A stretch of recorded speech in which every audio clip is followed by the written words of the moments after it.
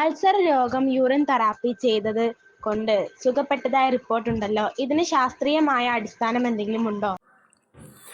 Peptic ulcer പോലുള്ള gastro intestinal രോഗങ്ങളെക്കുറിച്ച് പഠിക്കുകയും പരീക്ഷണം നടത്തുകയും അതിൻ്റെ കാരണം കണ്ടുപിടിക്കുകയും ചെയ്തത് 1982 ഓസ്ട്രേലിയൻ ശാസ്ത്രജ്ഞരായ ബാരി മാർഷലും റോബിൻ വാറനും ചേർന്നാണ്.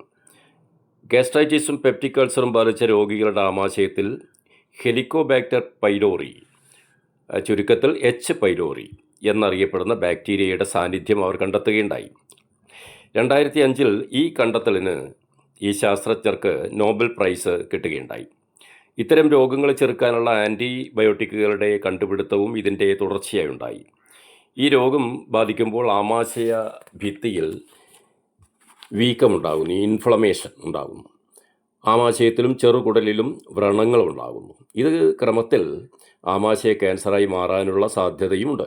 ഭക്ഷണത്തിലൂടെയും വെള്ളത്തിലൂടെയും ആണ് ഈ ബാക്ടീരിയ ശരീരത്തിലെത്തുന്നത് എന്നാണ് കണ്ടെത്തിയിട്ടുള്ളത്. സ്വമൂത്രപാനത്തിലൂടെ പെപ്റ്റിക് അൾസർ സുഖപ്പെട്ടതിന് അനുഭവത്തിൻ്റെ തെളിവുകളുണ്ട്.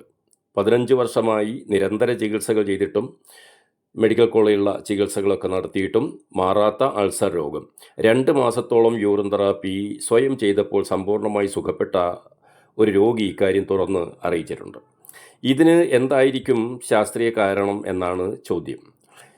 എച്ച് പൈലോറി ബാക്ടീരിയ ഇൻഫെക്ഷൻ ബാധിക്കുമ്പോൾ തന്നെ നമ്മുടെ ശരീരം ഇതിനെ പ്രതിരോധിക്കാനുള്ള സ്വാഭാവിക ആൻറ്റിബോഡികൾ ഉൽപ്പാദിപ്പിക്കുന്നുണ്ട് എന്ന് ശാസ്ത്രം പറയുന്നു. ഇമ്മ്യൂണോഗ്ലോബുലിൻ എന്ന ആൻറ്റിബോഡിയുടെ സാന്നിധ്യം എച്ച് പൈലോറി ഇൻഫെക്ഷൻ ബാധിച്ചവരുടെ ശരീരത്തിൽ കണ്ടെത്തിയിട്ടുണ്ട്. ഇമ്മ്യൂണോഗ്ലോബുലിൻ എ, അതായത് IgA, IgG, IgM എന്നീ ആൻറ്റിബോഡികൾ ഇത്തരം രോഗികളിൽ ഉൽപ്പാദിപ്പിക്കപ്പെടുന്നു. പെട്ടെന്നുള്ള ഇൻഫെക്ഷനെ തടയാനുണ്ടാകുന്നതാണ് IgM. IgG എന്ന ആൻറ്റിബോഡി നേരത്തെ ഇൻഫെക്ഷൻ ബാധിച്ചിട്ടുണ്ടെങ്കിൽ ഉൽപ്പാദിപ്പിക്കപ്പെടുകയും അത് രക്തത്തിൽ നിലനിൽക്കുകയും ചെയ്യുന്നു. മ്യൂക്കോസൽ മെംബ്രെയിനിൽ കാണപ്പെടുന്ന ആൻറ്റിബോഡിയാണ് IgA. നേരത്തെയുള്ള ഇൻഫെക്ഷനെയും നിലവിലുള്ള ഇൻഫെക്ഷനെയും ഇത് സൂചിപ്പിക്കുന്നു. ഈ ആൻറ്റിബോഡീസ് എല്ലാം രക്തം ഫിൽറ്റർ ചെയ്യപ്പെടുമ്പോൾ നമ്മുടെ മൂത്രത്തിൽ എത്തുന്നുണ്ട്. ഈ മൂത്രം റീസൈക്കിൾ ചെയ്യപ്പെടുമ്പോൾ ഈ ആൻറ്റിബോഡികൾ കൂടുതൽ ഫലപ്രദമായി പ്രവർത്തിക്കുന്നു എന്ന് നമുക്ക് അനുമാനിക്കാം. ഇതിനു പുറമെ നമ്മുടെ ആമാശയത്തിലും കുടലിലുമൊക്കെയുള്ള മിത്ര ബാക്ടീരിയ എച്ച് പൈലോറി ഇൻഫെക്ഷനെ തടയുകയും നശിപ്പിക്കാൻ ശ്രമിക്കുകയും ചെയ്യുന്നുണ്ട്. ഉദാഹരണത്തിന് ലാക്ടോബാസിലസ് എന്ന മിത്ര ബാക്ടീരിയ എച്ച് പൈലോറി ബാക്ടീരിയയുടെ വളർച്ചയെ തടയുന്നുണ്ട് എന്നാണ് കണ്ടെത്തുന്നത്.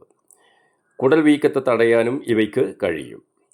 പ്രോബയോട്ടിക്കായ ബിഫിഡോ ബാക്ടീരിയം എന്ന മിത്ര അണുവിനും എച്ച് പൈലോറി ഇൻഫെക്ഷനെ തടയാനാകും. ബാസിലസ് പോറസ് എന്നത് ഇത്തരത്തിലുള്ള മറ്റൊരു സൂക്ഷ്മ അണുവാണ്. ലാക്ടോഫെറിൻ എന്ന ഗ്ലൈക്കോപ്രോട്ടീനിന് രോഗാണുനാശക ശേഷിയുണ്ട് എന്ന് കണ്ടെത്തിയിട്ടുണ്ട്. കുടൽ വീക്കത്തെ തടയാനും ഇതിന് കഴിയും. ഇതിന് ഒക്കെ പുറമെ നമ്മുടെ മൂത്രത്തിൽ ബാക്ടീരിയോഫേജസ് എന്ന മിത്ര വൈറസുകളും ഉണ്ട്. ഈ വൈറസുകൾക്ക് എച്ച് പൈലോറി ബാക്ടീരിയയെ നശിപ്പിക്കാൻ കഴിയും. ഇത്തരം ആൻറ്റിബോഡികളും രോഗനാശക ഘടകങ്ങളും അടങ്ങിയതുകൊണ്ടാണ് മൂത്രപാന ചികിത്സയിലൂടെ അൾസർ, അൾസറേറ്റീവ് കൊളൈറ്റിസ് മുതലായ രോഗങ്ങൾ സുഖപ്പെടുന്നത് എന്ന് നമുക്ക് നിഗമനത്തിലെത്താൻ കഴിയും. ഇതിനൊക്കെ പുറമേ മൂത്രത്തിലുള്ള 3100ഓളം വരുന്ന ഔഷധ മൂല്യമുള്ള ശരീര പോഷകങ്ങളും ഇത്തരം രോഗങ്ങളെ ചെറുക്കുന്നുണ്ടാകണം.